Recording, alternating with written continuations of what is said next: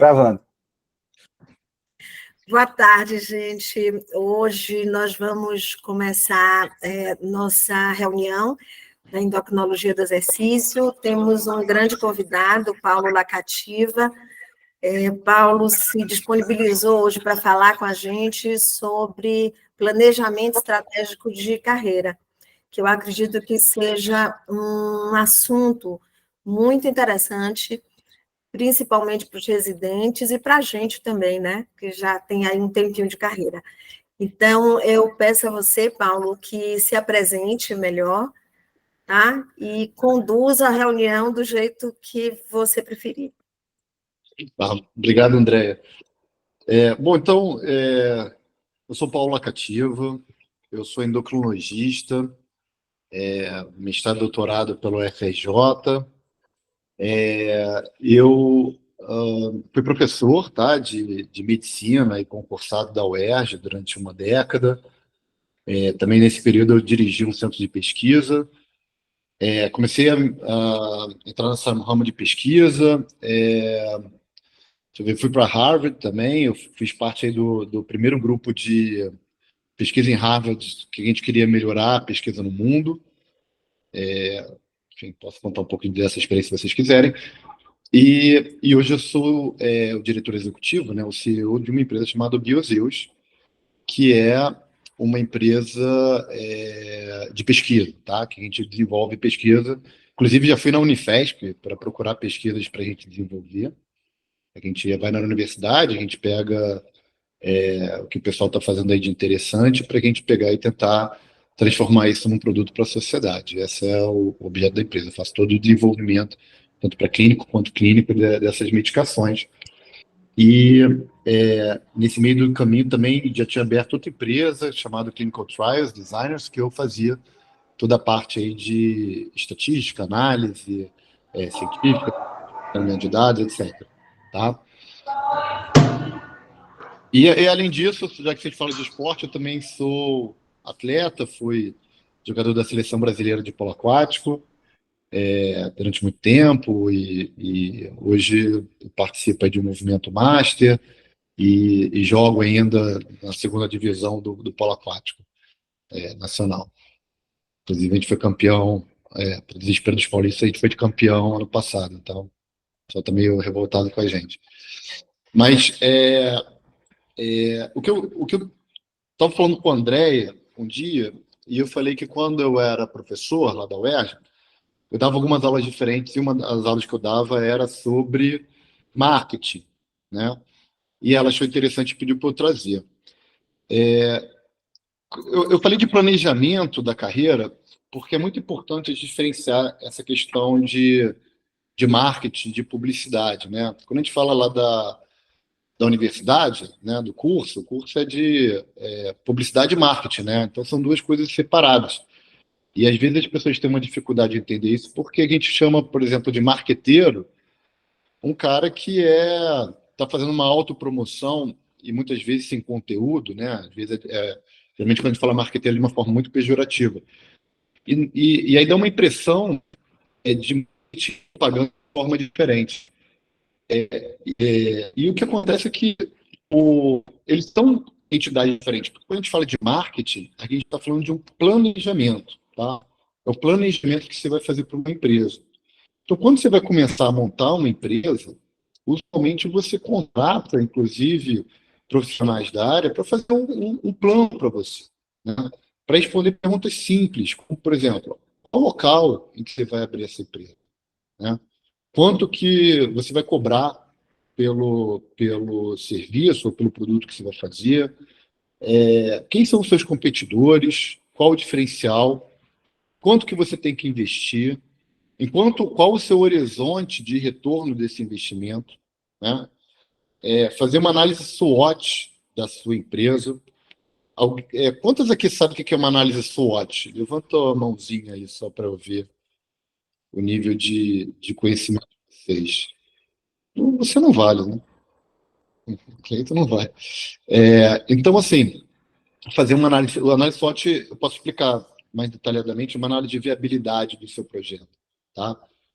SWOT são as iniciais de em inglês, né, de força, fraqueza, oportunidade e threatness, né, ameaças, né, externas. Então, você contrata alguém para fazer esse planejamento. E o que é interessante é que o profissional que é autônomo, né, que é o profissional liberal, ele deveria fazer a mesma coisa, né? Ele deveria fazer o mesmo planejamento para a sua carreira. Se ele está abrindo um consultório, ele vai abrir uma PJ, uma pessoa jurídica, ele vai colocar que ele é o administrador daquela PJ, né? Então, como administrador, era ideal que ele entendesse, né, o que está sendo feito justamente para poder planejar melhor a sua carreira. Então, eu vou fazer algumas perguntas provocativas. E para vocês, por exemplo, a primeira pergunta que eu tenho para vocês, né? Vocês estão residentes, né? Estão começando aqui a carreira, vocês vão abrir um consultório, vamos falar assim, vocês vão colocar uma plaquinha lá, no consultório, dizendo que vocês fazem aquilo. Muito bem, de onde vai vir seus pacientes? Vamos chamar eles de clientes hoje, né? Para a gente entender melhor. A gente pode falar de paciente para eles pessoalmente, mas chamando de clientes, de onde vai vir seus clientes, né? É a primeira pergunta. Vocês, espero que vai abrir a plaquinha, eles vão aparecer. Segunda pergunta, assim, mais básica. Quanto que vocês vão cobrar? Se vocês responderem, eu vou cobrar o que o pessoal está cobrando, então se você fizer o que todo mundo faz, qual o seu diferencial? Né? Se você cobrar o que o cara do lado, do teu consultório do lado, por que o teu cliente, ao invés de ir no cara do lado, está indo em você? Né?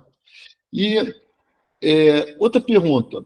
Se eu oferecer um emprego para vocês vão aceitar? Acho que primeira pergunta, a primeira resposta de vocês é falar assim, depende. Aí eu vou perguntar, tudo bem, depende do quê? De quanto eu vou pagar para vocês? Depende do, sei lá, benefício que eu vou dar? Se é perto da sua casa, se não é, se é da comunidade, se pode ser online? Quais são os critérios que vocês utilizam para decidir se vocês vão aceitar um novo emprego? Né? Vocês devem ter esses critérios muito bem definidos na vida de vocês. Se alguma dessas três perguntas vocês responderam, eu não sei, então eu acho que assim, o objetivo de eu estar falando aqui para vocês é vocês saírem daqui falando assim, olha, eu vou prestar atenção nisso. Eu vou formular isso para fazer um planejamento da minha carreira, né? A gente tem, eu estudei em colégio católico, a gente falava que a gente tinha um tripé, né, da nossa vida. Um é a nossa família, outra é a religião, e o terceiro tripé é o emprego. Então, vamos falar, ele é um terço, né, da nossa vida, né? São 8 horas dedicadas ao nosso trabalho. Muitas vezes tem muita gente que coloca isso como o principal da vida, e a gente não vai fazer um planejamento disso, né? Então, quando você entra numa empresa, tem um emprego, a empresa tem o planejamento dela, mas será que ela conflita com o seu? Será que não conflita? Então, o objetivo desse bate-papo aqui é justamente esse, é fazer vocês direcionarem uma parte do seu tempo para vocês fazerem o planejamento da sua carreira. Tá? Então, eu pretendo... esse planejamento ele tem que ser muito individualizado. Não dá para eu falar aqui uma fórmula mágica de como vocês vão fazer e como que vão criar, né? Então, por isso que o objetivo principal é vocês prestarem atenção nisso. Mas qual é a minha ideia aqui? É falar mais ou menos uma estruturação de como fazer um planejamento. Eu vou dar alguns exemplos da minha vida para vocês pensarem o que vocês poderiam fazer de semelhante ou de diferente, né? Ok? Ok. Então, assim, a primeira direcionamento é vocês entenderem qual é o objetivo de vocês. Qual o objetivo de vida de vocês profissional? O que vocês querem se tornar? O que vocês querem ser? O que vocês querem fazer? Tá? E esse objetivo vocês devem definir agora, mesmo que ele mude com o passar do tempo. É até saudável ele mudar, né? Mas vocês devem definir qual o objetivo. Olha, quando eu era residente, saiu uma matéria dizendo que no Rio de Janeiro, 15% dos médicos ganhava mais de R$ 10.000, tá? Isso era 2002, tá, gente? Então, não vale para o preço de hoje. Então, eu achei que, como eu vinha de uma faculdade que era boa, me destacava, eu achei que eu podia estar fazendo parte desses 15%. Então, eu falei, olha, um dos meus objetivos inicial era eu ganhar mais de 10.000, tá? Era um objetivo muito tosco, eu sei, mas vamos falar assim, era um objetivo inicial da minha carreira. E quando eu falo assim, se você vai aceitar o emprego ou não, a melhor resposta é: isso aproxima você ao objetivo ou não? Se ele aproximar você ao objetivo, você deve aceitar esse emprego. Porque assim, eu já aceitei emprego que eu ganhava menos do que eu ganhava. Eu estava ganhando, me ofereceram outro emprego, eu mudei de emprego mesmo ganhando menos. Eu já mudei de emprego porque eu tinha um emprego do lado da minha casa, eu aceitei um que eu tinha que pegar a condução. Ou seja, não foi por comunidade. Eu já tinha um emprego que eu tinha carteira assinada, e eu fui para um emprego que eu não tinha carteira assinada. Então, assim, essas três perguntas que eu falei para vocês, é benefício, é comodidade, é salário, eu já fiz o contrário, tá? Por quê? Porque a decisão daquele emprego, aceitar aquele emprego, me levava mais fácil ao meu objetivo. Não é o de R$ 10.000, tá, gente? Mas era o objetivo que eu tinha na época. Porque agora eu vou começar um outro tema para vocês, que é o seguinte: qual é o diferencial de vocês em relação aos seus competidores, ou seja, em relação aos seus colegas, tá? O que você vai trazer de diferente para os seus clientes, né? De diferente para o ambiente que você está, que vai te destacar, né? Essa pergunta você deve se fazer porque é ela que você tem que explorar. Então, quando eu entrei na residência médica, assim, por exemplo, endocrinologia eu quis fazer porque uma vez uma pessoa mais velha do que eu, e é sempre bom a gente ouvir pessoas que têm mais experiência que a gente, né? Ele tinha falado que uma boa forma de decidir qual é o seu melhor carreira era você achar uma coisa que para você fosse fácil e você gostasse. Então eu gostava muito de endócrino, percebi que eu tinha uma facilidade maior que meus colegas, eu falei, então vou fazer endocrinologia. Quando eu andei na endocrinologia, eu percebi que quase ninguém entendia sobre essa coisa de metabolismo ósseo. Era muito difícil, sabe? Ninguém sabia direito na época, tinha umas coisas lá que eram com sigla, FGF23, ninguém entendia muito bem o que era aquilo, e eu comecei a perceber que eu tinha uma facilidade daquilo. E eu falei, olha, esse vai ser o meu diferencial dentro da endocrinologia. Acho que tem pouca gente atuando nesse ramo, né? Numa... Deixa eu explicar melhor essa decisão. Quando a gente está numa cidade do interior, a gente é médico, faz uma, a história mostra que faz muito sentido você ser generalista, né? Você atuar em todas as áreas que você abocanha uma maior clientela. Quando você está numa cidade grande, né, com muitos competidores, o ideal é que você encontre um nicho, né, do seu trabalho. E isso que faz sentido, inclusive, na medicina. Então, quando eu vi ali endocrinologia, eu vi um monte de gente fazendo tireoide. E tireoide, pô, é muito fácil, eu acho, né? Tem muito. Assim, eu tô falando da minha impressão, tá, gente? É uma coisa totalmente pessoal. Eu vi um monte de gente fazendo, né, neuroendócrino, não entendi, mas neuroendócrino tinha pouco paciente. E aí, quando eu vi a quantidade de pessoa que tinha com osteoporose e que ninguém sabia tratar isso direito, eu falei, ó, esse vai ser o meu diferencial. E aí, o meu objetivo, ele passou a ser, olha, eu quero ser um especialista na área de metabolismo ósseo reconhecido no Rio de Janeiro, né? Esse passou a ser o meu objetivo, entendeu? E aí, eu comecei a falar assim, olha, então eu tenho que fazer coisas para atingir esse objetivo. Uma primeira coisa que eu tinha que fazer é que naquela época, aí, gente, tem que entender que eu estou falando de 20 anos atrás, tá? Naquela época, tinha uma tal de densitometria óssea que estava começando, ninguém sabia fazer isso direito. Raio-X de osso era uma coisa que tava todo mundo só estava querendo fazer tomografia, ninguém entendia direito. Eu falei, olha, eu tenho que dominar essas partes para, se eu quiser ser um especialista em metabolismo ósseo, eu tenho que dominar essas áreas. Então, o que eu fiz? Eu fui para uma clínica de densitometria e me dispus, eu já como médico formado, tá? Eu já não estava mais na residência. Eu me dispus a ficar como técnico, tá? Sem ganhar nada, para aprender como que o trabalho do técnico pode modular o resultado da densitometria óssea. Eu ia uma tarde lá sem ganhar nada, só para colocar os pacientes lá na posição, para entender aquele exame, e fiquei também uma outra tarde só dando laudo de densitometria óssea. Nunca pedi certificado disso, ou currículo disso, nada disso, porque o meu objetivo era realmente eu ter esse conhecimento para me diferenciar.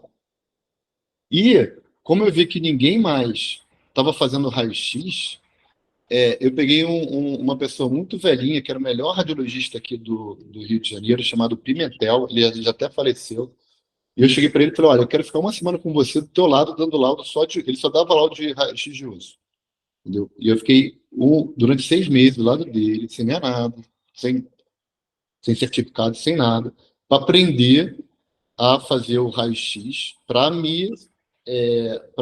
eu me diferenciar nessa área. Então, assim, todas as minhas as decisões de emprego, se eu aceito o emprego ou não, era se ele iria me aproximar dali. Então, eu criei regras de aceitar emprego para mim, que fizessem sentido para mim. A primeira era o seguinte, esse emprego, ele me dá conhecimento que eu me torne um especialista nessa diferenciação que eu queria estar. Esse era o principal. O segundo critério principal é se esse emprego me abria portas.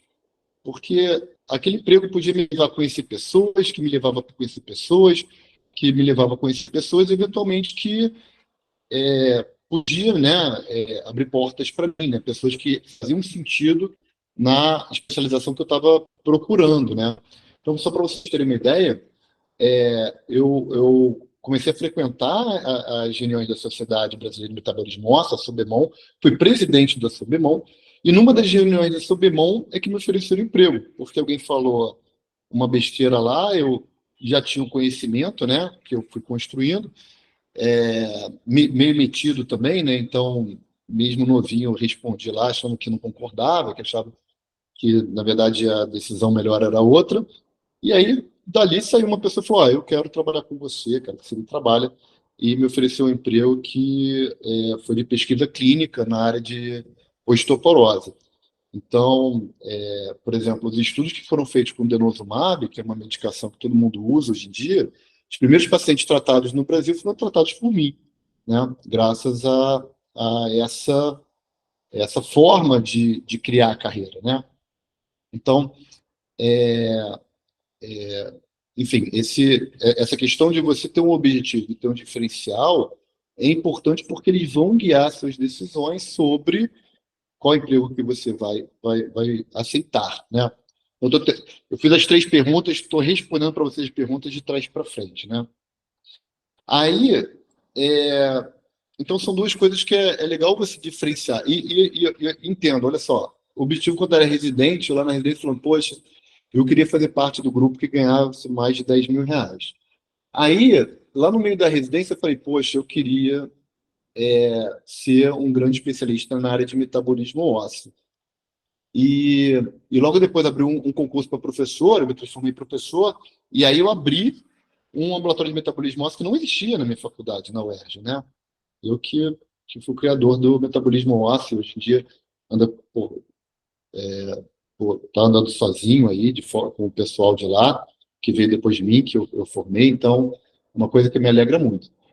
E aí, depois, eu peguei e falei assim, olha, comecei a fazer pesquisa, né, fiz mestrado, doutorado, e aí, nessa reunião da Sobemão me chamaram para eu entrar nesse grupo de pesquisa, comecei a fazer pesquisa, falei, poxa, gostei de pesquisa, vou mudar o objetivo da minha vida, né?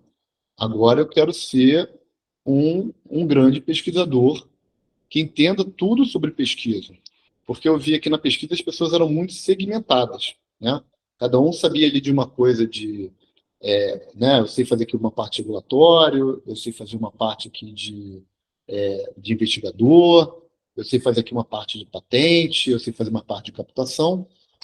E eu falei, não, em pesquisa eu quero fazer tudo. Eu quero ser um generalista em pesquisa.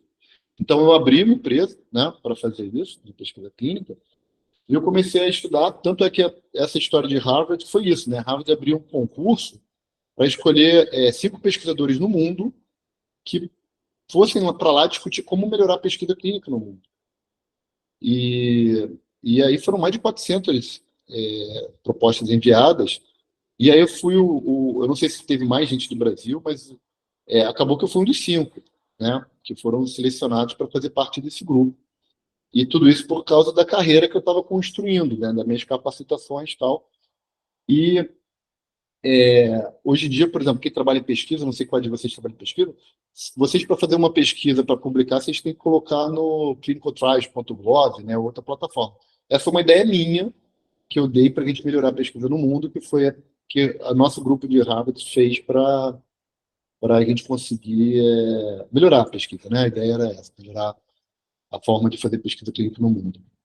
Mas não estou falando isso para tirar onda, não. Estou falando isso para mostrar para vocês como é importante vocês terem um objetivo para vocês construir a carreira em torno daquele objetivo, né? E procurar um diferencial.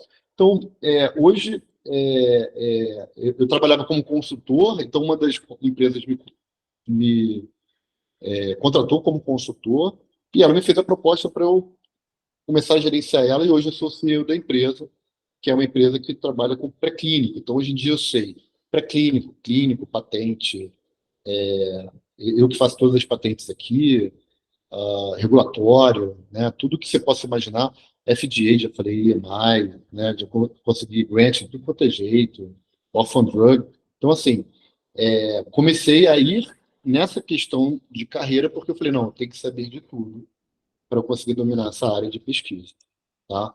Então, eu estou dando exemplos assim de como é importante vocês terem um objetivo e entender qual é o diferencial. Então, hoje em dia, por exemplo, na minha vida, eu sou uma pessoa que entendo tudo de pesquisa. Qualquer coisa que tenha de pesquisa, que está na área de pesquisa, eu tenho pelo menos um grau pequeno de conhecimento. Tá? Porque eu achei que isso é o que me diferencia mais, uma vez que no Brasil tem pouca gente que consegue fazer vamos falar, medicina translacional. O nome translacional é horrível, tá, gente? Translação é um planeta ao redor do Sol, né? Mas é o que todo mundo usa aqui no Brasil, né? É, Translational Medicine, né? O pessoal traduziu de forma errada para medicina translacional. Então, me tornei optei por me tornar um grande, uma pessoa que só tivesse um grande conhecimento nessa área. Então, enfim, eu estou batendo muito na tecla, mas assim, para vocês definirem para vocês um objetivo, para vocês definirem para vocês um diferencial. E aí a segunda pergunta, né? Muito bem, vocês vão abrir a plaquinha lá. Como que o paciente vai chegar a vocês? Né? Qual o tipo de cliente que vocês querem? Vocês querem cliente da classe A, da classe B, da classe C, qualquer cliente, né? Quem que vocês querem? Então, para responder essa pergunta, assim, vou falar o que eu fiz, tá? Eu fiz, acho que 4 ou 5 movimentos em relação a ele. O primeiro é o seguinte, eu fiz um planejamento para saber quanto que custaria ter um consultório próprio, tá? E manter esse consultório próprio. Então, assim, na época que eu estava como... Eu comecei meu consultório assim, acabou a residência, eu comecei o consultório, tá? Assim, imediatamente. Então, eu peguei e fiz esse custo. E eu vi que ali fazia sentido eu primeiro fazer um movimento de captação antes de abrir o consultório. Eu tinha que ter um X número ali de pacientes por mês para manter as contas, né? Então, é uma análise que você faz de viabilidade. E aí eu fiz o seguinte, eu aceitei, tem 3 empregos onde o pessoal tinha plano de saúde, tá? E aí eu simplesmente entrei num horário lá deles que tinha um plano de saúde numa clínica. Pagava muito mal. Na época era 50-50, né? Ou seja, o plano de saúde pagava, sei lá, R$ 70 na época, por consulta eu ganhava 35. Mas o que acontecia? Eu comecei a fazer um volume de pacientes. E aí, depois de 6 meses, um ano, eu saí desses consultórios e falei, olha, gente, estou saindo, se algum paciente me procurar, eu estou aqui nesse novo endereço, tá? Então, essa, por exemplo, foi uma das formas, e aí vários pacientes, obviamente, migraram para mim, e, obviamente, eu tinha aberto aquele... E aí, eu comecei abrindo o plano de saúde, apesar de eu não querer, mas comecei abrindo o plano de saúde, e depois, de 3 anos eu já acabei plano de saúde e a partir daí só fiquei com particular, né? Mas é particular, abrindo na Zona Sul do Rio de Janeiro, né? Onde você vai abrir, como você abrir, o que você vai fazer. Tudo isso faz parte do planejamento que deve ser feito dessa questão de análise SWOT, né? Dessa questão de quanto que você precisa investir, quanto que você precisa fazer, para você ter ideia de né, quanto que você tem que bancar para começar a fazer esse tipo de investimento, né? E, e aí, então esse foi um movimento que foi feito, tá? Eu achei que fazia sentido. Um segundo movimento é que eu tentei entender quem que me mandaria pacientes, principalmente os pacientes que eu queria, que eram pacientes de metabolismo ósseo. Então, assim, quem que mandaria paciente? E aí eu entendi que o principal profissional, meu alvo, seria um ginecologista. Por quê? O ginecologista é um bicho meio engraçado, porque ele atende mulher, né? Mulher é que tem mais osteoporose. Ele pede um monte de exame e não necessariamente ele sabe interpretar aquele exame, que é engraçado, né? A pessoa pedir o exame sem ter um grande conhecimento daquele exame que está pedindo. E aí ele acaba, mas faz sentido na especialidade. Ele tenta tratar a mulher de forma holística, né? Não só a parte ginecológica da mulher. Então, para eles faz sentido. Mas eles ficam desesperados para encaminhar para alguém, caso dê algum problema. Então, eu percebendo isso, eu falei, bom, então tenho que me aproximar desse grupo, né? Tenho que dar... Então, o meu alvo deixou de ser o paciente em si e virou o médico ginecologista. Então, fui conhecer lá a Sociedade de Endocrinologia do Rio de Janeiro, me apresentei, falei quem eu era, tal, não sei o quê. E aí, esse pessoal de sociedade, o que ele mais tem dificuldade é de saber quem é que vai falar o quê, né? E ainda mais quando não é da especialidade deles. Então, se você se apresenta e fala, pô, eu sou especialista aqui em metabolismo, pô, ótimo, dá uma palestra para mim. Eu falei, claro, qualquer simpósio, qualquer reunião, qualquer coisa, eu quero estar presente aí para dar palestra. Eu comecei a dar palestra para caramba para ginecologista. Muita palestra para ginecologista. E aí começou a lotar meu consultório de pessoas que eles, graças a Deus, resolviam o problema deles, né? É um lobby fácil, né? Fala, gente, manda para mim porque eu sou especialista nisso e vou tratar. Então, esse foi um bom público. E o outro bom público para mim foi endocrinologista. Porque metabolismo ósseo para o endocrinologista é complicado. Ele não tem direito, é uma coisa que ele acha meio estranho. O paciente tem hiperparatiroidismo. Quando aquele hiperparatiroidismo que todo mundo sabe que tem que operar é mole. Quando aquele que o cara faz, aí não tem imagem, o cirurgião fica meio, né, meio na dúvida se deve operar, se não deve, será que tem outra coisa, se não tem, não sei o quê. Eu falei, ó, gente, eu resolvo o teu problema, manda para mim. Então, assim, comecei a dar muita palestra sobre, olha, hiperparatiroidismo, deficiência de vitamina D. Na década de 2000, olha, o que eu mais dei palestra foi sobre deficiência de vitamina D, que era uma coisa que deu um boom, todo mundo tratava vitamina D para todo mundo, ninguém sabia direito como é que era aquilo. E aí era um hormônio, mas na verdade o pessoal chama de vitamina, uma coisa meio esquisita. E aí, olha, o que eu dei de palestra de vitamina D, sabe? Para endocrinologista, foi, assim, enfim, sei lá quantas. Já tinha palestra já pronta, só preparada. Então, com isso, assim, hoje em dia, 90% dos meus pacientes são encaminhados por endocrinologista. Só para vocês terem uma ideia, tá? No meu consultório. 90% dos meus pacientes são de endocrinologista. Tudo bem, eles chegam lá de mala, né? Eles chegam lá, já foram para 3, 4 médicos, casos super difíceis, super complicados. Mas esse era o meu objetivo da minha carreira como médico, né? Era esse tipo de paciente que eu queria, então foi isso que eu fui criar, tá? Então, essa é uma outra abordagem de atrair novos clientes, né? E uma terceira abordagem era ir para o paciente de forma direta, né? Então, assim, participei de muita campanha que eu criei. Eu criei campanha de shopping, cheguei para o shopping e falei assim para o shopping, ó, se vocês quiserem, eu fico aqui uma tarde aqui no shopping, né, fazer uma campanha de osteoporose, preparo uns folders, tal, falo sobre osteoporose, né. Fiz isso também para diabetes, de ficar lá medindo glicose, fazendo não sei o quê, para pegar e indicar para eles. E depois o paciente falou assim, não sei o quê, ó, meu cartão estava ali. quem quisesse pegar meu cartão depois ia, entendeu? Essas campanhas se arrecadavam muito, mas e é legal você fazer uma análise de cada ação dessa que você faz, de como isso retorna para você, né? Hoje em dia, você tem uma facilidade maior, que aí também é uma coisa que eu não vou saber explicar para vocês, que é sobre mídia social, né? Apesar de, em pesquisa, eu ter criado um grupo para recrutamento que utilizava muito mídia social, acho que ele mudou muito. Eu não saberia dizer para vocês, mas também é uma boa forma, talvez, de adquirir novos clientes, se essa estratégia fizer sentido para você. Mas eu não tenho ideia de qual o custo-efetividade dessa proposta. Não saberia dizer para vocês, tá? Porque eu nunca fiz, porque o meu objetivo sempre foi o médico, né? Estava até falando com o Marcos, ela falou, ó, meu cliente não é o paciente, é o cirurgião, né? Faz sentido, né? Então, mas para isso, você tem que ter um objetivo, você tem que entender o seu diferencial para ele te guiar nessas, nessas questões, né? Uma terceira questão é a seguinte, como você vai manter o paciente, né? Desde que você adquiriu aquele paciente veio, como que você fideliza, vai fazer deixar ele fiel, deixar ele querendo ficar com você, né? E aí, de novo, eu estou dando exemplos da minha vida, de novo, não é para tirar onda não, tá, gente?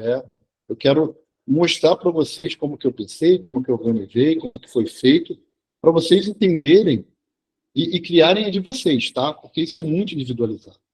Então, assim, uma coisa que eu percebia aqui no Rio de Janeiro, principalmente com um cara que seria muito ultra especialista, como era o nicho que eu estava me propondo ficar, é que muitas vezes essa pessoa ela vai lá para dar uma opinião, né? A pessoa já tem 4 médias, já tem o endocrinologista dela, ela já vai, e eu não quero roubar o paciente do endocrinologista, senão ele não manda mais para mim, então eu só vou cuidar do que ele está realmente pedindo, mas eu, eu reparei que o paciente, quando ele vinha para mim, ele se queixava muito de duas coisas, né? Uma que a maioria dos endocrinologistas no Rio de Janeiro atende por plano. E atender por plano significa que ele tem que atender em 15 minutos, né? Ou 20 minutos, dependendo de onde ele esteja, né? E eu até já conversei com esses médicos que atendiam por plano e entendi que ele falou assim, cara, que a gente gosta de paciente sadio. Quando o paciente tem doença, ferrou, né? Como é que eu vou, né, tratar uma coisa para fazer prevenção de colesterol, uma tireoide lá que está hipertireoidismo, uma coisa ele tem um problema. E aí, o paciente ele se queixava de duas coisas. Uma delas era que ele tinha pouco tempo, né, com o médico me examinava, o médico, né, era muito rápido ali no trato com ele, muitas vezes, né, falava, ó, você só pode escolher um problema, mas de um aqui não dá, vai ter que marcar outra consulta e tal. E a outra coisa que eu percebia era que eles queriam ser acolhidos, sabe? Acho que isso todo mundo, né, que está doente, ele quer muito ser acolhido, quer entender, quer que você fale com ele sobre o filho que está usando maconha, o marido que está traindo, a, né, enfim, meu consultório, a última vez, se eu falar para vocês prescrições que eu já tive, posso contar aqui casos para vocês, muito engraçados. Teve um caso, por exemplo, de uma mulher que o amante dela morreu e ela ficou arrasada porque ela não pôde ir no enterro, né, do cara, porque lá estava a esposa, né, e ela não ia. E ela cantava, e o cara tocava, e ele fazia uma dupla, e aí ela ficou sem a dupla dela, então. A minha receita foi ela fazer um enterro simbólico dele e eu escrevi isso, tá, na receita. E ela entrar pro coral. E aí eu indiquei para ela corais do Rio de Janeiro que ela podia entrar, tal. Caramba. E aí esse colesterol tá alterado, glicose alterada, tudo que vocês podem imaginar alterada, eu não mudei nada a pressão, só fui dizer essas coisas. Na consulta seguinte ela estava ótima. Então, assim, isso claramente você tem que saber que ela tem uma amante, ela tem que falar com você, tem que explicar, né? Então, isso leva tempo. Então, eu decidi o seguinte: minha consulta leva 1 hora, tá? Para todo paciente, ele leva 1 hora, assim, básico, né? A gente conversa sobre várias coisas ali, não só da questão óssea dele e tal. E todo o meu consultório, ele tem um environment, uma ambientação de família. tá? Porque como eu tenho uma família de médicos, a ideia que eu quis passar é que é uma família que está acolhendo ele. Então, assim, chega lá, tem a foto do meu cachorro, a foto das minhas duas filhas, né? A foto da minha esposa está ali, está atrás, tá? Não tem... E aí, obviamente, eu tenho ali a coisa da SBEM, né? A SBEM tem você pode comprar da SBEM uns dizeres, né, que você é endocrinologista e tal. Eu tenho, na minha prescrição, tá lá dizendo que eu sou médico, endocrinologista, meu RQE, tudo direitinho. Eu tenho um selo da SBEM dourado, assim, que coloca assim, super bonitinho. Também pode comprar pela SBEM, se você for endocrinologista titulado, né, você pode comprar esse da SBEM. E ele fica lá, né, mostrando o seu diferencial, assim, claramente gritando o seu diferencial ali de titulado, de conhecedor daquela daquela especialidade, né? E, enfim, então, assim, eu optei por fazer isso para os pacientes. E, assim, aniversário deles, eles recebem cartãozinho, né, do consultório, parabenizando, Natal, né, tem sempre cartãozinho lá, todos eles, tal. No cabeçalho deles, quando eles entram lá, tá falando o nome da mãe, o nome do filho, o nome do cachorro, né, qual é o problema que ele teve com a família e tal, para assim, já chegar e já começar perguntando dessas questões para o paciente para ele se sentir acolhido, né? Então, essas são umas estratégias para manter o cliente. E, de novo, tem que entender na especialidade que vocês estão indo, né, na questão que vocês estão indo, o que faria esse diferencial para vocês manterem esse paciente, né? E aí, a última pergunta, assim, quanto vai cobrar, né, baseado em quê? É uma questão do produto que você está oferecendo para eles, né? Eu estou oferecendo um produto que é 1 hora de acolhimento para o paciente e tal. Isso tem que ser diferenciado, né? Ele não pode ser um valor igual ao dos outros, né? Igual à média dos outros, né? Eu não posso cobrar R$ 150 que cobra, sei lá, um plano de saúde, né? Você cobrar um preço que você acha que está equipado ali e todo ano eu faço uma avaliação de se o meu rendimento ele está aumentando ano a ano, né? E aí eu vou ajustando hoje em dia eu ajusto o preço da minha consulta de acordo com o meu rendimento do meu consultório, tá? E aí eu vou ajustando, eu falei assim, olha só, então, e aí todo ano o meu rendimento é maior do que o ano passado, e sempre foi assim, toda a minha carreira. O único ano que não foi assim foi durante a pandemia, que aí eu tive que fechar o consultório. Mas fora isso, todo ano eu ganho mais do que o ano passado, que esse é um dos objetivos financeiros que eu tenho, tá? Então, eu queria dar assim, meio mapa para vocês, contando essas histórias, para que a gente agora abra e a gente discuta entre a gente, né? Não sei como é que está de tempo, mas eu queria, na verdade, se fosse muito mais um bate-papo, desculpa, gente, muito mais um bate-papo do que dizer para vocês o que vocês devem fazer, porque é uma coisa extremamente individualizada. Mas, assim, o meu objetivo aqui hoje, que eu combinei aqui com a Andréia, se vocês saírem daqui falando, pô, vou pensar nisso para minha carreira, a gente já atingiu o nosso objetivo, né, André? Isso que eu queria, tá? Não queria dar nenhuma fórmula mágica, porque não existe. É um momento individual que vocês têm que pensar para a carreira de vocês, tá? Parei de falar, agora é com vocês. Então, é bem isso, né, Paulo? Não existe uma receita, né? Mas eu acho que é extremamente importante a gente ouvir isso, principalmente nesse momento que a gente está saindo da residência, né? Essas perguntas que você fez são extremamente importantes. E eu acho que é uma coisa que tem uma frase que eu sempre penso, assim, como é que eu quero ser lembrada, né, na minha vida, na hora que eu morrer, como é que eu quero ser lembrada?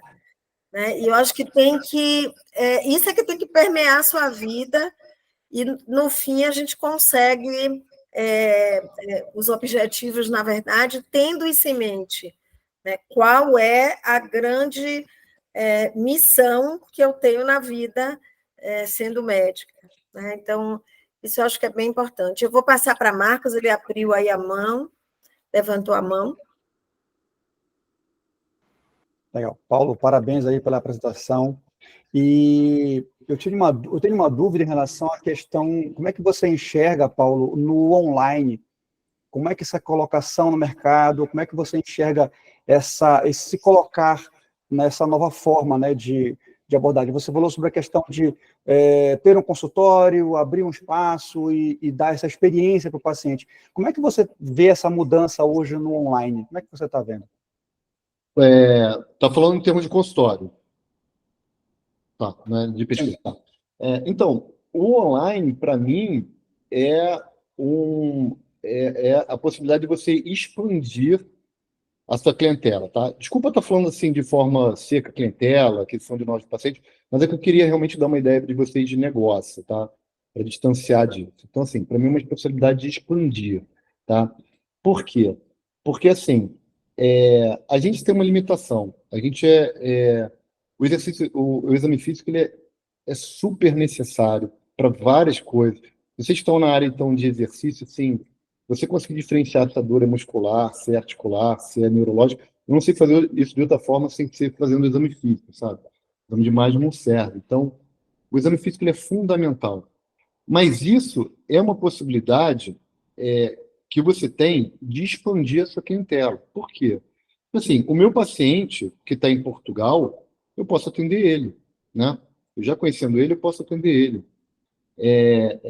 Por exemplo, teve alguns casos de pessoas que estavam em São Paulo, no interior de São Paulo, teve um cara de Maranhão, teve outro cara que quis, na verdade, tirar uma segunda opinião, tá? Eu falei, beleza, quer uma segunda opinião, sem problema, deixa eu ligar para o teu médico, né? E é o médico já examinou ele, já fez ele, então não sei o quê, e aí com isso me deu mais possibilidade de dar uma segunda opinião para eles. Então, assim, para mim, e sem contar que aqui no Rio de Janeiro, é uma área que tem a Zona Sul, mas se tem a Zona Oeste, que é a Barra, que é longe pra caramba de qualquer coisa.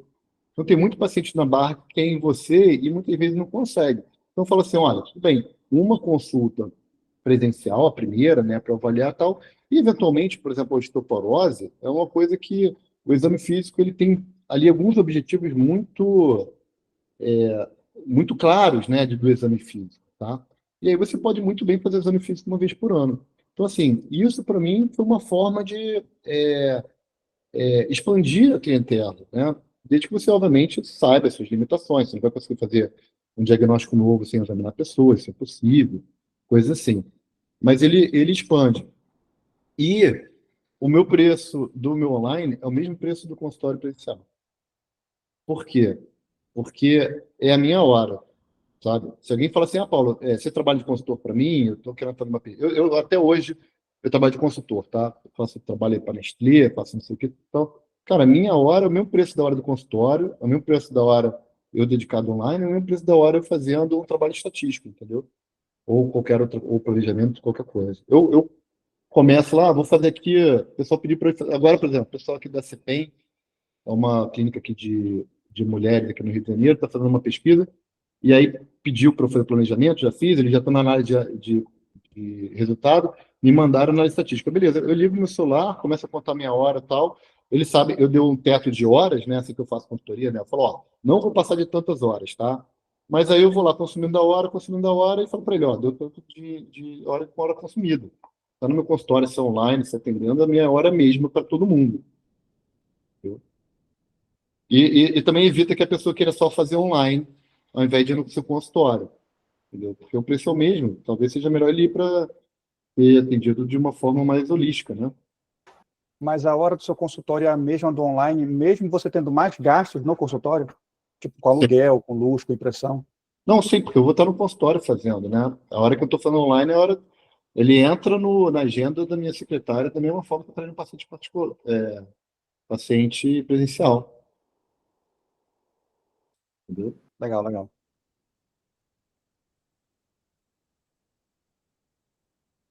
Paulo, e para o pessoal que quer ir para pesquisa, né, especificamente, não quer fazer consultório e tudo, você sugere algum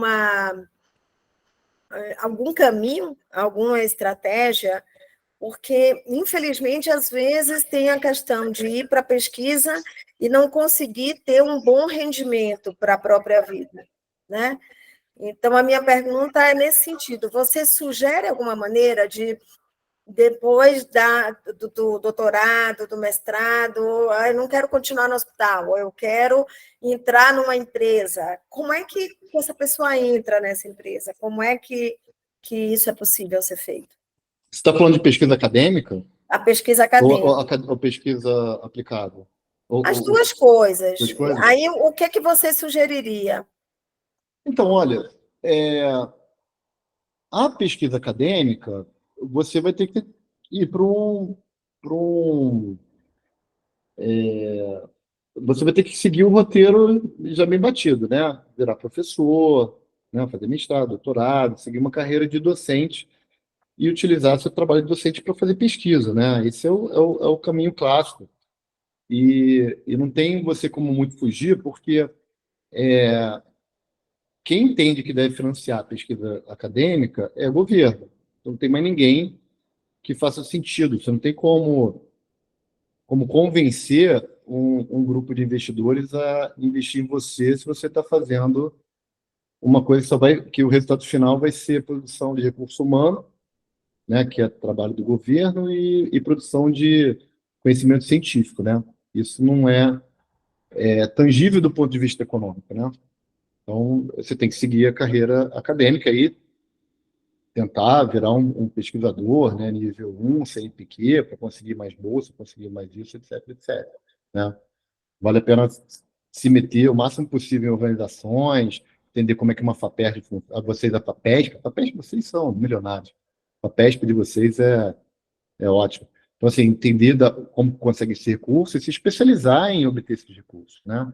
Recurso financeiro. E aí, assim, tem editais da FINEP, tem editais BNDES, editais do CNPq, CAPES, tudo isso que você pode fazer para fazer esse tipo. Se você quiser fazer uma pesquisa aplicada, o que é pesquisa aplicada? A pesquisa aplicada é uma coisa que vai dar um retorno de imediato para a sociedade, né? Ou seja, vamos falar que você descobriu uma coisa muito legal e você quer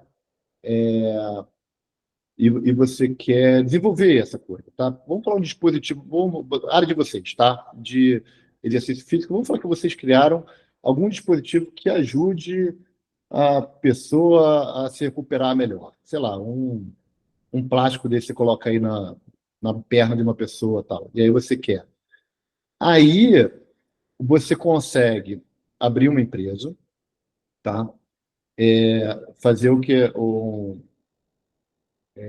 esqueci o nome desse movimento. Mas assim, você abre uma empresa, aí você tem todo, enfim, como é que eu vou falar? É todo um caminho, né?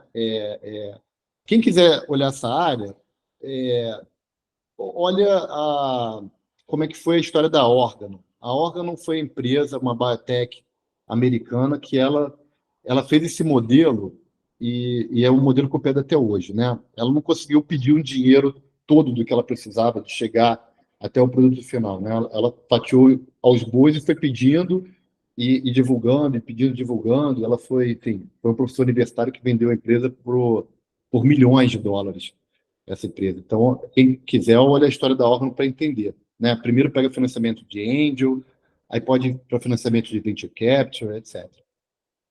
Mas se você, na verdade, quiser fazer pesquisa clínica, né? Assim, como médico, olha, eu já estruturei alguns centros de pesquisa, né? É você criar realmente um centro de pesquisa, tá? E aí, assim, pegar, né? Primeiro você tem que se estruturar, tem que capacitar você e capacitar as pessoas. Tem capacitação de grátis, tem curso de Harvard, tem cursos de tudo quanto é lugar de graça, inclusive, que você consegue, né? Você pega um certificado de boas práticas clínicas, você entende um pouco de qualidade, né? Primeiro se capacita bem, e aí depois de capacitar, você faz um portfólio e vai mandando para toda empresa que faz desenvolvimento na tua área. Entra na clinicaltrials.gov, coloca lá a área que você está atuando, vê quais são as empresas que têm pesquisa naquela área, e você manda o portfólio para ela falando o que você vai falar. Isso é o que todo mundo quer, todo mundo procura. Eu, por exemplo, agora com os remédios que eu estou desenvolvendo, eu estou, nesse momento, procurando pessoas na área dos estudos para poder fazer os experimentos para mim. Então, assim, se você desenvolver essa capacitação, se conseguir desenvolver, aí você consegue colocar e pode fazer disso uma carreira, né? Muitos médicos trabalham como pesquisadores clínicos, né? O dinheiro é muito bom. Geralmente o dinheiro vem internacional, então é muito cêntrico, assim, muito. Mas então são três tipos diferentes de pesquisa, entendeu? Que são formas diferentes de você saber como que você vai captar dinheiro, como vai criar assim a forma de captação. Só para vocês terem uma ideia, eu jogo pelo aquático lá pelo Guanabara. E o Guanabara, aqui no Rio de Janeiro, é um clube que não tem muito dinheiro, ele está meio falido e tal. Então, sempre a gente se sustenta.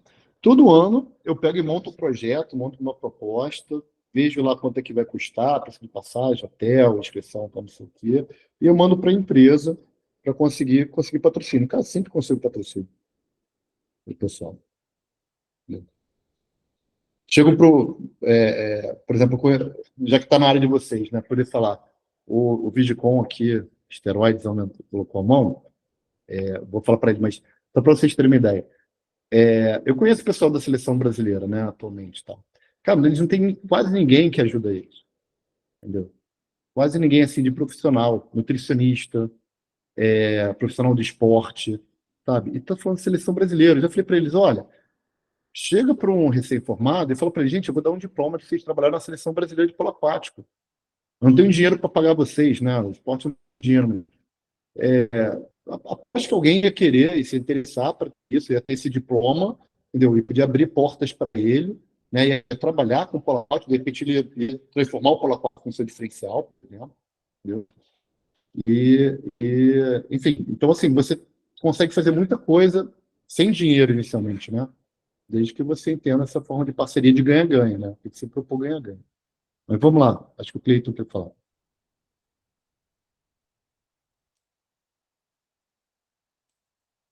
Acho que ele está mudo, eu não estou ouvindo ele, não. Eu estava com o microfone desligado. Nesse tema de planejamento de carreira, eu tenho visto algumas assessorias, não sei se tu tens experiência, se tem algum dado de que isso realmente seja efetivo, né? Eu tenho visto muitos assim, tutores se oferecendo, fora os cursos de picaretagem, né, que é algo que a gente tem visto que os prescritores de esteroide, por exemplo, eles já estão assim recrutando os alunos durante a faculdade, né, para levar já para o mau caminho, oferecendo cursos, e depois o cara se forma e já faz um cursinho de fim de semana e sai prescrevendo hormônio. Mas eu te pergunto pelo lado sério, assim, alguma assessoria estruturada. A gente tem um exemplo de um amigo nosso que está trabalhando nisso, mas eu queria entender um pouquinho mais esse mercado e se isso é algo que está validado. Olha, como eu sou o CEO de empresa, muita gente já me procurou, né, para fazer, sei lá, para me propor, ser meu mentor, para CEO e tal. Na verdade, nunca aceitei, nunca achei que fosse alguma coisa sem ser esse livro de autoajuda, sabe? Pareceu muita coisa de autoajuda, porque o que eu faço é tão único, assim, em termos de pesquisa clínica no Brasil. Acho muito difícil alguém no Brasil saber como que saberia assessorar, entendeu? Porque uma coisa é você pedir uma assessoria de forma geral, né? Outra coisa é ser muito especializado. Então, eu nunca entendi como vantajoso para mim, tá? E eu desconheço alguém que tenha uma assessoria especializada, vamos falar, na área de medicina, por exemplo, ou na área de pesquisa que eu trabalho. Mas eu já contratei muito de empresa, tá? De empresa eu já trabalhei com muito, tanto nacional quanto internacional. Inclusive, a SBEM agora está trabalhando com a FDC, né? Isso. Que é especializada, e ela está fazendo ali o trabalho de planejamento estratégico, né? Então, assim, para a empresa faz todo sentido, por vários motivos. Primeiro, que, só para vocês terem uma ideia, a Biozeus ela foi formada da seguinte forma: a gente juntou aqui um monte de pesquisador, e a gente chegou para um fundo de capital de risco, que é Venture Capital, e a gente fez a proposta para eles da nossa empresa, tá? A gente falou, ó, a gente vai precisar de 30 milhões em 10 anos e a gente vai dar um retorno para vocês. Então, assim, mas a gente que fez o planejamento, era pessoas, né, eu estava nesse grupo, a gente sabia que de administração, a gente sabia como fazer. Então, assim, para você chegar e fazer essa proposta, né, você tem que estar bem estruturado, entendeu? E você tem que ter uma validação. O cara não vai aceitar um monte de pesquisa. Eu era professor universitário. O pessoal, investidor, não vai aceitar a palavra de um monte de investigador, professor universitário, sabe? E vão querer ter uma validação. Então, assim, até por isso a assessoria faz sentido, tá? Você fazer esse tipo de planejamento, os números estarem incríveis, a assessoria te dá essa credibilidade para você pedir investimento, tá? Então, primeiro, ela tem essa grande vantagem. A segunda vantagem é que ele geralmente tem um tipo de informação que você não alcança. Por exemplo, a questão... E aí, assim, eu já tive contato com pessoas aqui da fundação aqui do Rio de Janeiro. Ai, caramba, esqueci o nome. É Clássico. Bom, esqueci. Já tive aqui de fundação, o pessoal de Brasília, assim, o pessoal é muito bom, tá? Fazer esse planejamento de empresa. Mesmo que eles não estejam na sua área, eles vão lá e desmapeiam, assim, sabe? Falam, ó, se você quiser colocar, por exemplo, aqui, vai abrir um consultório nesse shopping, vou dar um exemplo, tá? O cara falou, cara, nesse shopping tem esse competidor, coisa que essa informação era muito difícil você ter, os caras conseguem, sabe? Te trazer um nível de informação que, se você fosse tentar pegar isso, você ter muita dificuldade, provavelmente seria insuficiente e você ia gastar mais seu tempo do que o dinheiro que você pagou para eles. Então, assim, para a empresa, eu sempre recomendo, como a SBEM está fazendo, eu acho que sempre tem que fazer, né? A SBEM está fazendo uma coisa meio diferente, né? Ela está construindo junto dele. Muitas vezes o cara faz uma entrevista com você, uma, duas, três, e te dá esse trabalho pronto, né? O que é mais comum. E aí, assim, esse trabalho eu acho ele muito rico, tá? Muito rico, muito enriquecedor. Então, essa ideia, por exemplo, de vocês abrirem uma empresa conjunta, então, não sei o quê, eu acho que faz todo sentido vocês contratarem esse pessoal, tá? FGV, daqui do Rio de Janeiro é FGV, Fundação Getúlio Vargas. Certo. Não, eu nunca pensei nisso, mas a gente tem um exemplo, por exemplo, o Paulo, que é o presidente da SBEM, ele tem uma firma, né? Eu, às vezes, por isso que eu te perguntei se tu já tinha visto uma experiência semelhante. Ele tem a MyMedGo, uma empresa que faz esse tipo de assessoria, né? Individualmente, eu nunca pedi. Mas, assim, como eu sempre pedi para a empresa, eu sempre peguei e tentei fazer essa tradução para a minha vida, né, pessoal, né? Então, acho que funciona. Eu acho que tu foste falando ali, o tema é bem interessante, né?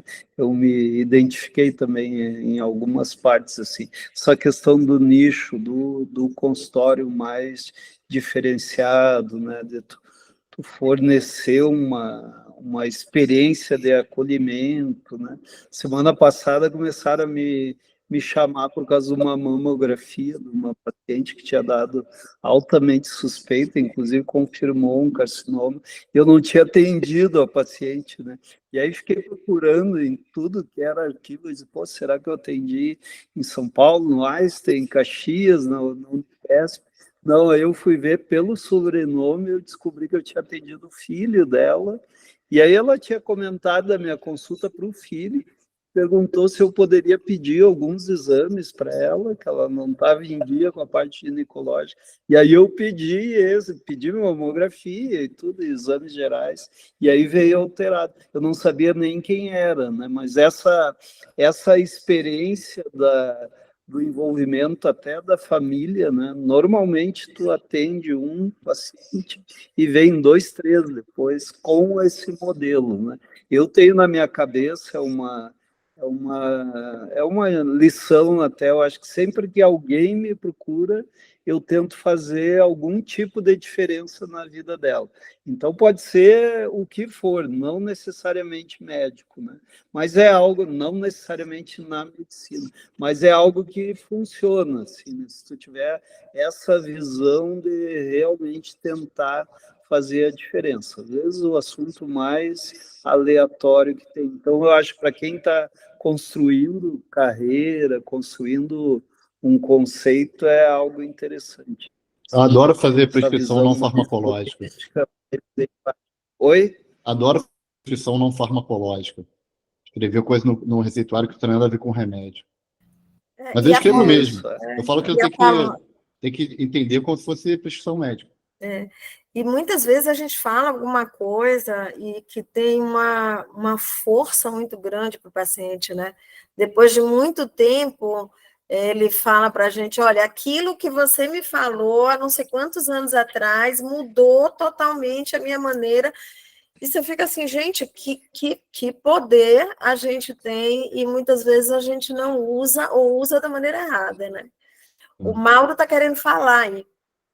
Mauro é o psicólogo, tá, Paulo? Opa, beleza. Oi, Paulo. Tudo bem? Muito bom essa palestra prática, muito enriquecedora. Bom, eu tenho duas perguntas, eu queria fazer a mais curta, né, no começo aqui. Você traz uma experiência, assim, você traz uma fala muito prática e com várias coisas interessantes acontecendo, né, de vários acontecimentos. Que impacto a inteligência artificial ela teve no teu trabalho agora? O que ele está agregando? Fala um pouquinho para mim. Então, Mauro, eu sou uma pessoa mais das antigas, sabe? Assim, Então, a justamente por isso. a questão da inteligência artificial, ela, ela não chegou a mim, sabe?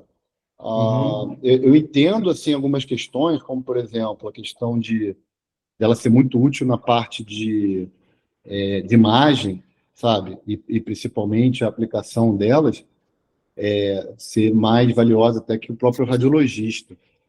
Mas eu não senti isso, sabe? Ainda nem em termos de pesquisa, tem muita coisa acontecendo em termos de inteligência artificial, tá? Muita coisa, muito uhum, investimento. É uma área, essa área assim está muito muito rica, mas ela não me atingiu. Então assim, eu não tive nenhum grande impacto sobre isso não, sabe?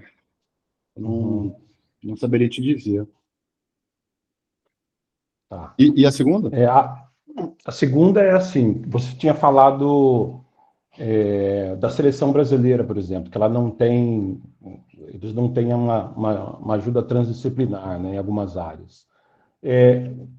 Como é que você avalia essas tendências assim de mudança nesse tipo de trabalho assim? Como é que a gente pode se preparar? Por exemplo, eu sou um psicólogo do esporte.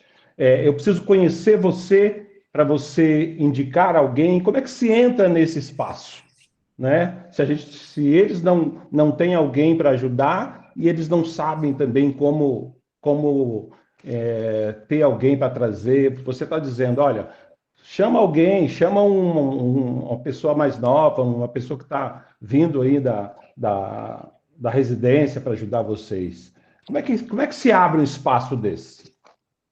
Mauro, você atende? Atende Eu consultório? atendo. Atende? Alguém já pediu o teu Atendo. currículo, pediu as suas notas na faculdade? Algum paciente teu? Eu não ouvi, cortou aqui. Algum paciente seu já pediu para ver as suas notas que você tirou na faculdade? Não. Não. Alguém já pediu para ver o seu diploma? Não. É que quando chega no consultório, ele já está lá, né? Tá lá, né? Tá lá a amostra, né?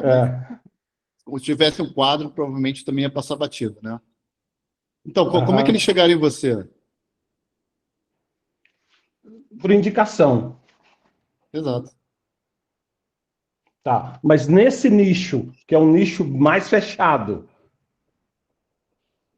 Tudo é é a indicação. mesma forma. Tudo na vida é indicação. O que mais o paciente quer é que o médico fale para ele, olha, vai nesse psicólogo, que é o psicólogo que eu confio, né? Aí ele vai. Ele tem medo de ir num psicólogo e, sei lá, não vai dar bem. Ele quer ter alguém que referencie, né? E, ao mesmo tempo, assim, as pessoas... Eu nunca tive um emprego na minha vida que alguém pediu para ver minhas notas, ou para ver meu diploma, ou para ver meu certificado. Nunca. Sempre foi alguém me conhecer através de alguém que indicou, que falou, pô, esse cara é bom, gosto dele, gosto de trabalhar, o cara é bom de trabalho, etc, etc. Assim, tudo na vida é indicação, é networking, né? É estar ali, é estar participando. E muitas vezes, não vou falar que é ser cara de pau, não, porque eu acho que ser cara de pau é você ser uma coisa meio sem conteúdo. Pô, eu acho que se você está bem preparado, né? Você é um psicólogo aí de esporte. Pô, se eu fosse você, eu estaria entrando em contato com todas as associações esportivas. Eu teria contato com o CBDA, falando, ó, aqui está meu currículo, se vocês quiserem, pô, quer marcar um horário, entendeu? É um lobby que, assim, cara, vou falar para você aqui, já que a gente está batendo papo. Eu não sei, André, se tiver com tempo aí, contato, você me fala, tá? Eles pegaram no polo aquático, eles têm um problema, que tem poucos clubes. E aí os clubes têm muita rivalidade. E aí, quando vão para a seleção, eles levam, muitas vezes, essa rivalidade para a seleção. No caso do homem, não, né? Porque o homem vai lá, eles se estapeiam e está tudo resolvido. Mas a mulher fica aqui meio magoada, né? E levada. Então, assim, a seleção feminina era muito problemática na época que eu estava na seleção.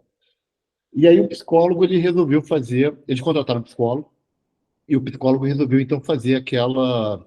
É uma tática, acho que foi... Esqueci o nome da universidade, eu sou horrível de nome.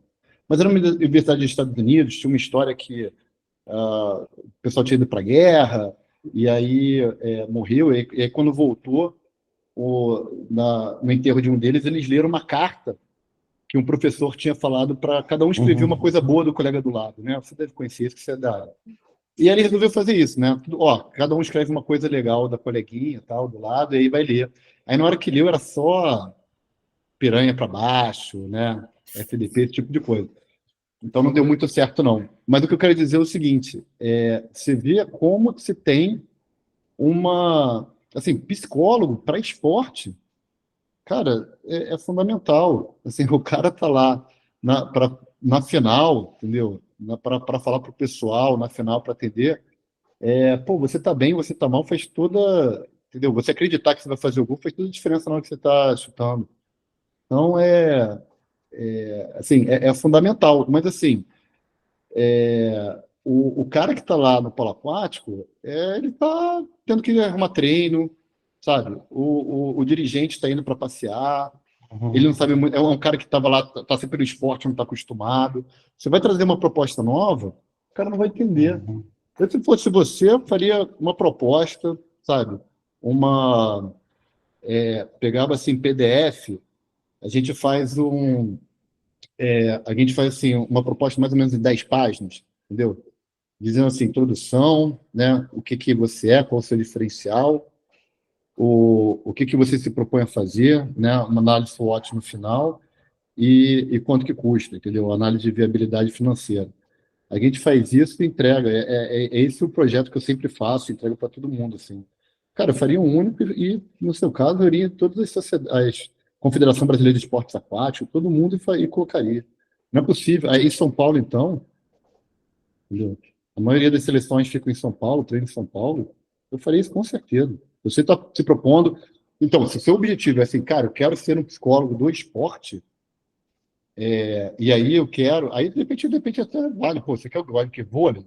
Vai lá, enche o saco do pessoal de vôlei, manda lá, fala com o cara, vê quem é, entendeu? Por acaso, se você quiser, se for vôlei, o cara que cuida do vôlei da seleção brasileira é meu amigo, pessoal, assim, né? Se quiser, manda para mim, eu mando para ele. É isso, você me conheceu, eu falo de você e abre porta, é assim que funciona. A vida é assim. Sim. Olha aí, Mauro. Legal. Abriu, Mauro. Veremos. Fazer só mais uma pergunta, Veremos. porque a gente vai precisar ir para o ambulatório. A Elizabeth quer perguntar alguma coisa para você, Paulo. Ô, André, obrigada, hein? Paulo, parabéns, adorei. Na verdade, não é uma pergunta, é só mais falar isso que o Paulo falou, assim, é ter cara de pau e falar onde eu quero estar, né?